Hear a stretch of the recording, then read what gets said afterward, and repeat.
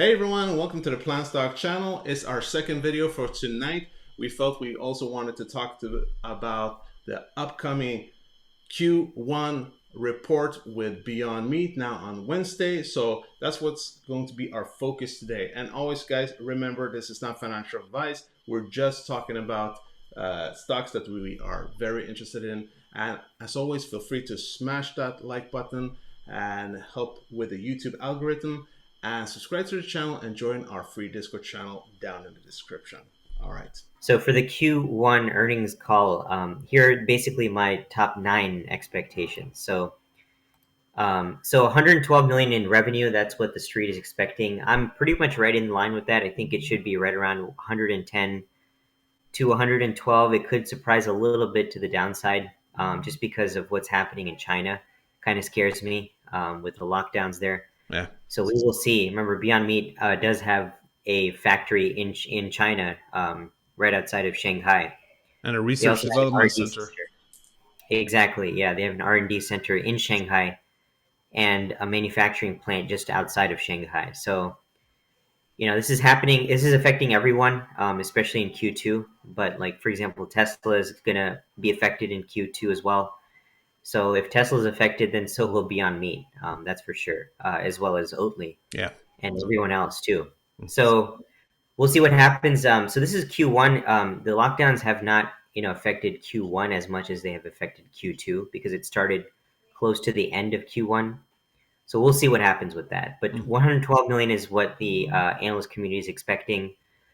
Gross margins are going to be worse in Q1 versus Q4, which was at 15%. But the big question is how low. Remember, Oatly got all the way down to 9.5%, right, for Q1. Yeah. So Yeah. hopefully Beyond Meat can beat Oatly on that. So we'll see. We'll see what happens there. So that's one big thing that you're keeping a track of. Yeah. Q1's going to be bad regardless. Everyone's reporting really bad numbers. So gross margins may not move the stock as much. What will move the stock is if they significantly beat or miss that revenue expectation. So revenue right now is the main focus because that's telling you the level of demand for the product, right? Yeah. And that's right now the most important thing. Exactly. So also we want to see some lower cash burn. So hopefully the operating loss is not as big as it was in Q4. So we'll see what happens there too. And then number 2 is OPEX flat quarter over quarter. Remember, Ethan Brown promised flat operating expenses. 2022 versus 2021. Yeah. So, well, we'll see if that happened. Q1 will be our first glimpse into seeing if that's true or not. Yeah. Because that's actually a really big thing if they can pull that off. If they can get to, their 20% revenue growth, which is in their guidance, and flat operating expenses, then that would go a long way to slowing the cash burn. Yeah. Basically, Front and center right now.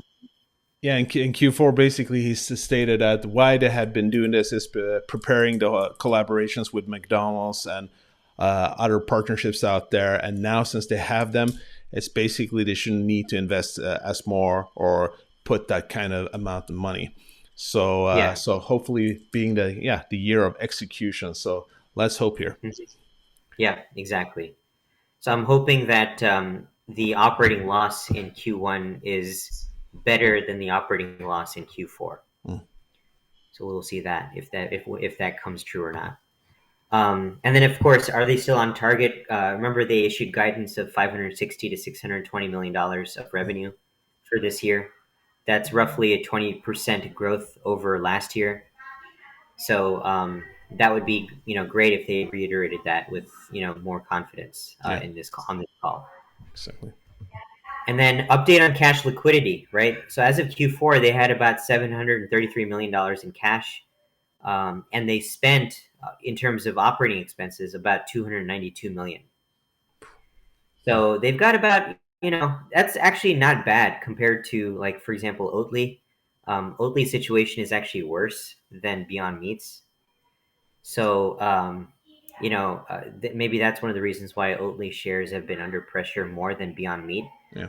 But I'd like to see an update on cash liquidity. Like, I want some commentary on whether they think that their cash runway is sufficient for the rest of the year and into next year. And do they have any access to credit lines? If so, how much of that has been tapped into and how much is still available? So that would be important to note on the call as well. Yeah. And then this is obviously on the business side, progress on key partnerships. Yeah. So the big thing right now is the Beyond Jerky. That's been their top seller, I believe. I don't know if they'll provide any commentary on their product sales breakdown, but I'd love to hear some update on how that's going. How are the distribution going? How many TDPs do they have now? Because that's the value that Pepsi brings to this partnership. Yeah. They have distribution, so they need to be doing their job. Beyond Meat did their job, which is making a great product. Everybody seems to love the Beyond Jerky. So Pepsi needs to step it up and do their job, which is to get this into as many stores as possible. And basically, Ethan promised that we will be seeing more products from that partnership this year too. So Yeah. And we're still, I think many of us still wondering what these drinkables are.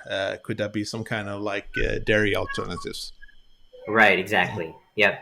Exactly. Yeah. So that would be huge because remember the alternative milk market is huge. Yeah. It's a big source of growth. So if they can get a piece of that action, that'd be great for Beyond Meat. Yeah. Exactly. So and pea protein is great. So if they can make a milk based on pea protein, which is their specialty, that'd be awesome. I think. So we'll see what they say with that. And then they did the big event with McDonald's, their chief marketing officer, and so they definitely sounded like they were moving forward on McPlant. It's just that it wasn't as imminent as initially thought.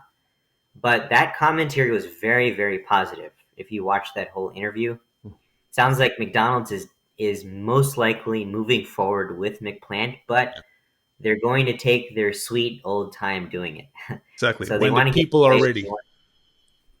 Exactly. When the people are ready, I guess. But who knows? But maybe with Carl Icahn, by the way, he's been pressuring McDonald's to get more animal friendly and roll out potentially meatless options. So maybe a little bit of nudging by a power player will make them move a little faster. Yeah. So that's big too. So let's see if they talk about anything now. I know Ethan doesn't really talk much about these partnerships because they really can't. They must have signed NDAs so that any communication will come out of McDonald's, not Beyond Meat. Yeah. But any color would be nice, so that we're not just shooting darts in the dark. And then any other food service deal, anything else that they've got in the pipeline with regards to food service, that would be important to hear too. Yeah. All right. And updates on factories. I think that Beyond Meat, this is one of our complaints that I've had, is that they don't talk much about their factories. Oatly does, but they don't. So I'd love to hear more about this new factory that they have in Commerce, California, which is where there's like a test kitchen there. And a lot of their new factories, new products are going to be launched from that R&D facility. So it sounds like a really fascinating place. I wish they highlighted it more. Yeah. So I'd love to hear some updates on factories. Remember, they have issues with self-manufacturing too. They relied a lot on co-packing in Q4. That's why margins were so bad at 15%. So we need to hear updates on how they plan on getting to their manufacturing goals, their self-manufacturing goals. Exactly. This is why prices are so high in Europe right now for Beyond Meat, because they rely almost exclusively with co-packing. So we need to see their Netherlands factory do more self-manufacturing in order to get to closer to cost parity with beef. Exactly. So. And then Beyond Burger 3.0, progress from an R&D standpoint on achieving their long-term goals of taste and texture parity. Well, they talked about reaching 4.0 this year, actually. So I'm wondering how close they are with that. Yeah. So any updates on that would be awesome. Yeah. And that's it. Yeah. So those are my 9 things there. Yeah. So there you have it, folks. These are some of the thoughts we've been pondering on. What we could hope to see more information about now on basically Wednesday, right? But obviously, we're going to give you some information about that. We're gonna probably it's going to be late. It's going to be in the afternoon, the conference call, and if we want to be able to analyze it properly, we're obviously going to have to wait until the next day on Thursday to be out with that video. So I hope you can bear with us on that.